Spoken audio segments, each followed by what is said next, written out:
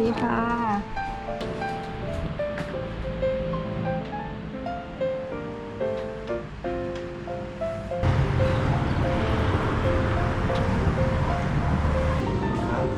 ค่ะ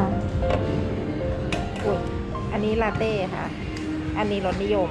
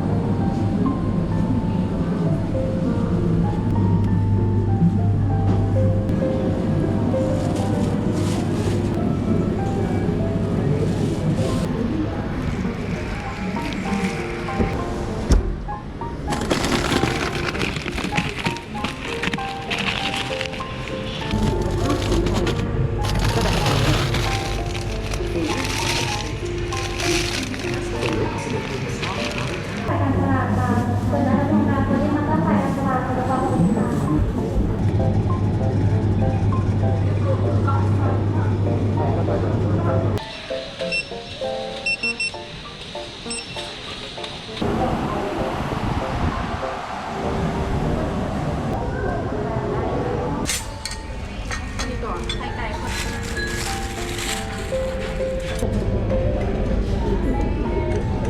กระเทียมนี่กินได้เนาะเยอะมากเลย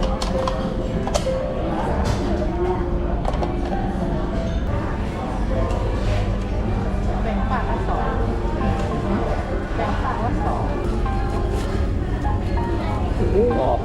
แป้งดีพูด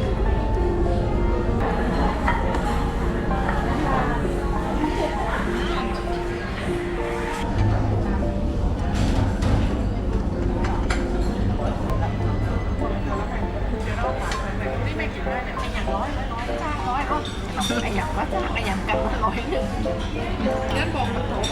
ที่ท่านว่าเป็นปีไม่ได้เผ็ดมาก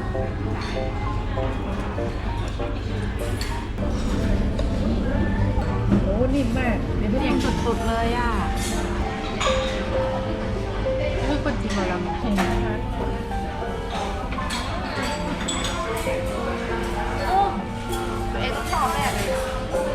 แม่จริง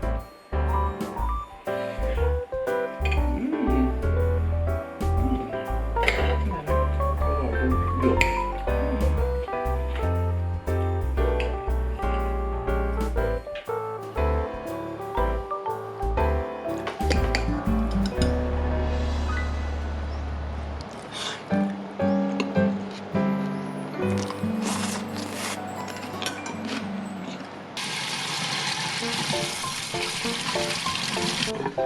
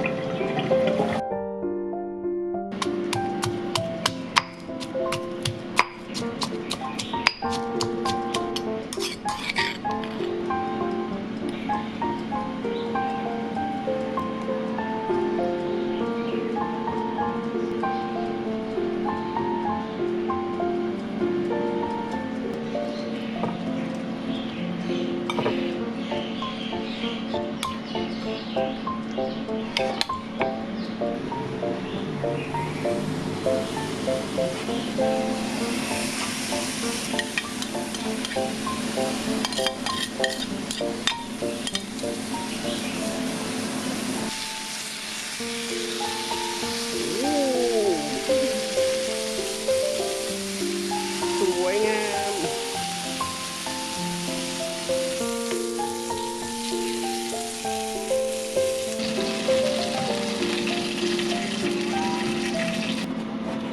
หอมอ่ะไม่หอมน้ำลายไหลเลยอ่ะ โอ้โหท้องร้องเลย นุ่มมากเลยค่ะ ถ้าใช้สันคอจะนุ่มแบบนี้เลย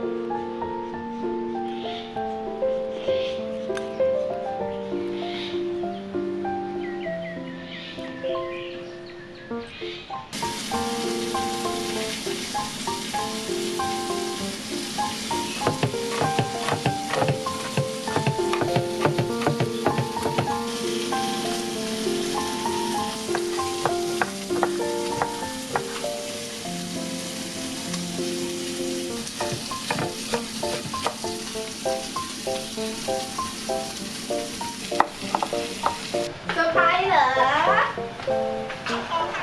ไม่ยอมมาบอกกันเลยนะจ๊ะว่าจะมาหาโอ้ my god ว่าจะได้เอาใส่เส้นพวกมาม่าพวกนี้ไงได้ถ่ายคลิปข้างนอกของกูอะขับรถดีๆเนอะ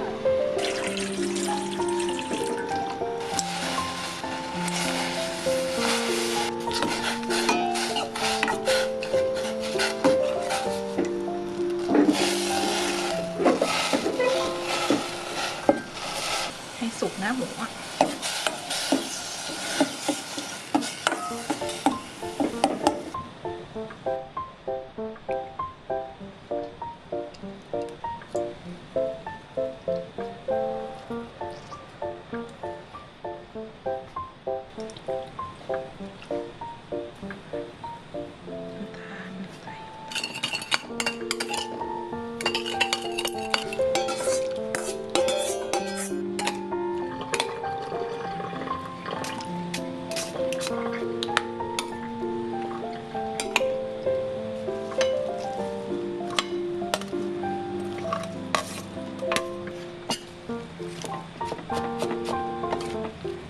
จริงๆมันต้องมีกระมังใหญ่ๆกว่านี้ก่อนเนาะ ที่มันคนง่ายๆนะบอกไหม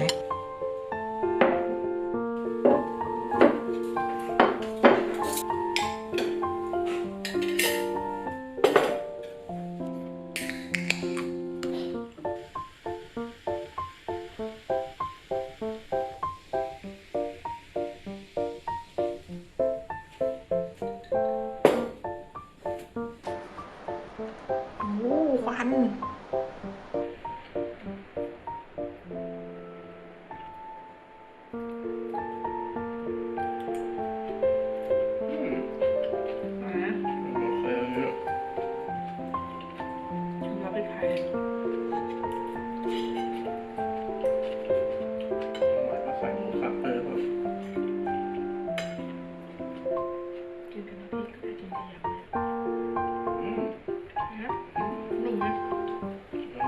บ้า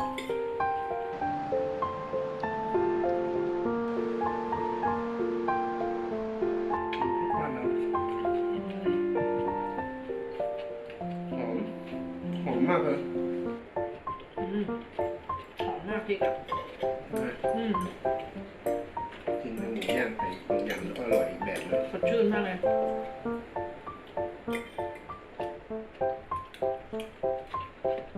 สดชื่นไหม